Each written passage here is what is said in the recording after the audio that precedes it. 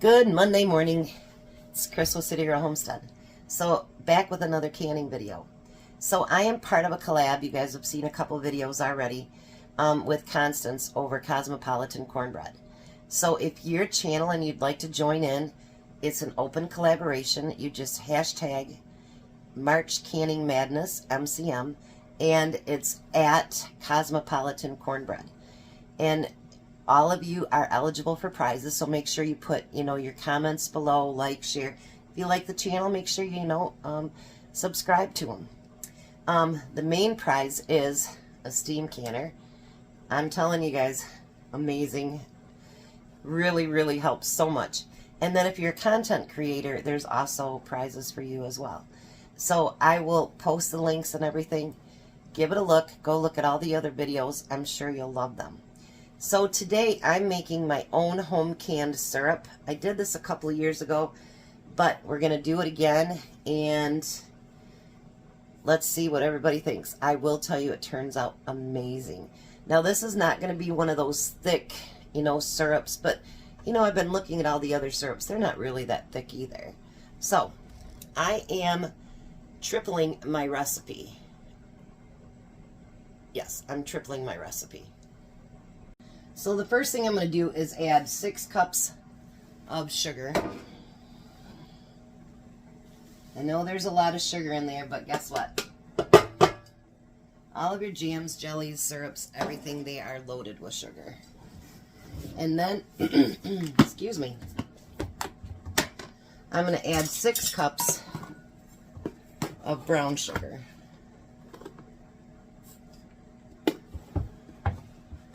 We got 2,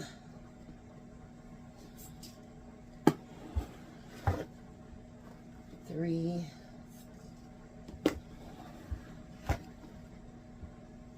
4, 5, and 6. I know I told my husband bring up 2 bags of sugar because I'm like running out. I went to go get it. He brought up 2 bags of flour. So thankfully I had enough between my little bucket that I have over there and what I had in my pantry. And it was just 6 cups. So I was like, oh, thank you. So now what I like to do before I do anything is I want to kind of mix that together. I mean, you can do it once it gets wet, but I think it gets it better together when you do it like this. Unless, of course, you drop a bunch on here. Then make a mess. That's good.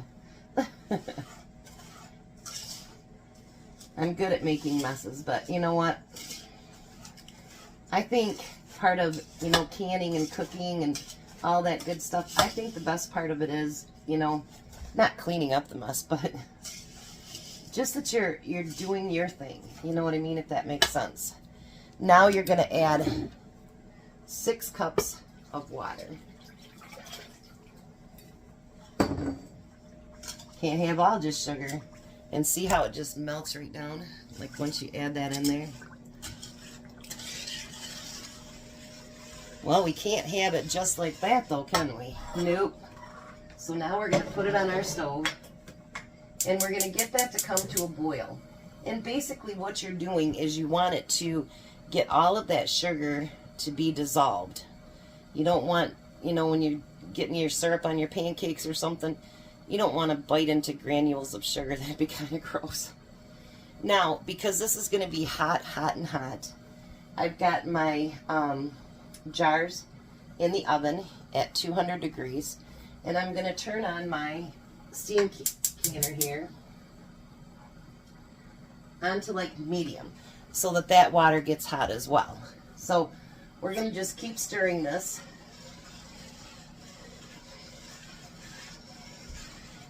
Now, if you want it to cook down, it will cook down some. You know what I mean? You don't have to have it to be, where it's so thin.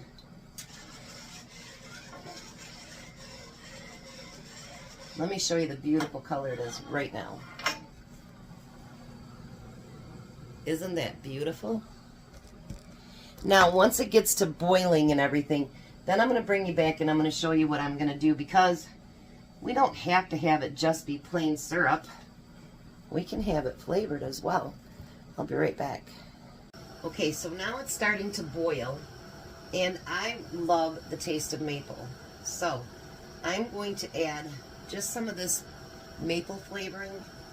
I'm going to add, you add 1 teaspoon for every batch that you're going to do. So I'm tripling it. So I'm going to use 3 teaspoons of the maple. You could use vanilla, you could use almond, whatever you want your syrup to taste like.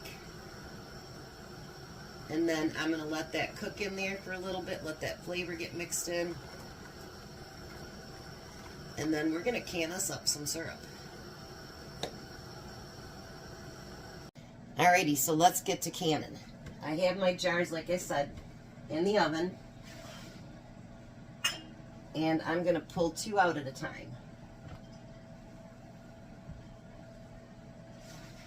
I have my lids over there soaking in hot water. I have my hot water to clean my rims. You have a paper towel. I've got my lid, or rings. And we've got our funnel. I'm going to fill this up to the 1-inch headspace. Look how rich that looks when it comes out. Isn't that beautiful? Let's move you up here closer. Last time I got 6 pints, so we'll see what I get this time. You know, you always think you know what you're going to get, and you never really do until you can it.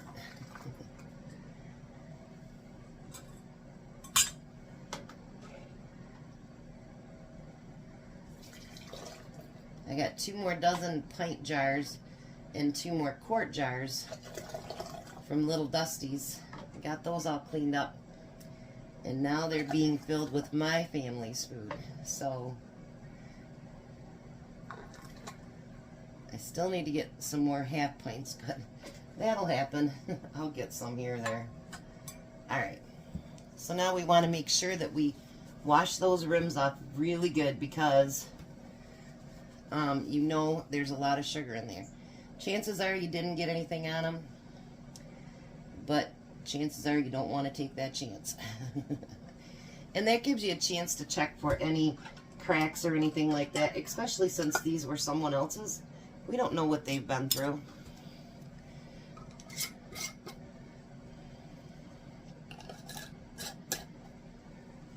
We want to do those fingertip tight. And then remember, I have my water over there heating on my steamer. So let me give you a look. Isn't that beautiful? Alright, so I'm going to get all these bottled up and then I'll be back.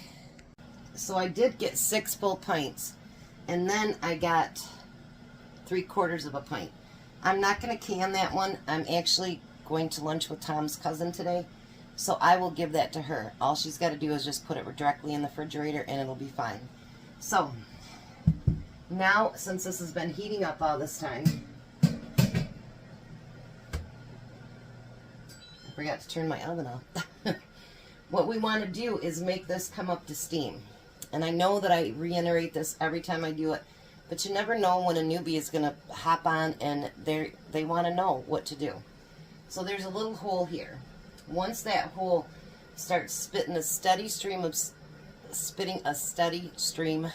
steam, say that real quick, then you start your timer. For this, it is 15 minutes. So once that 15 minutes is up, doesn't mean you just pull that lid off. I wait at least 5 minutes, pull it away from you, then you can put it onto your cabinet. Always make sure there's a towel or something underneath, because you don't want to shock your jars and they will break and everything will go all over your stuff. Thankfully, I've never had that happen, but I listened to someone when I first started canning, and I don't do that. Never put it on a plain, just countertop. Always have a towel or something underneath of it. Alright, so there we go. Look how beautiful and rich that looks. A lot of them have already popped. And believe me, to a canner's ear, that is the best sound. Because all that work and your food is sealed. I'll include the recipe below. Give it a look. And make sure you look at all the other channels that have participated so far in this collab. There's some pretty good ones in there. And again, thank you, Constance, for having us. I love it. I can play with the big girls now. You guys have a blessed day. Be a blessing, and I'll see you later.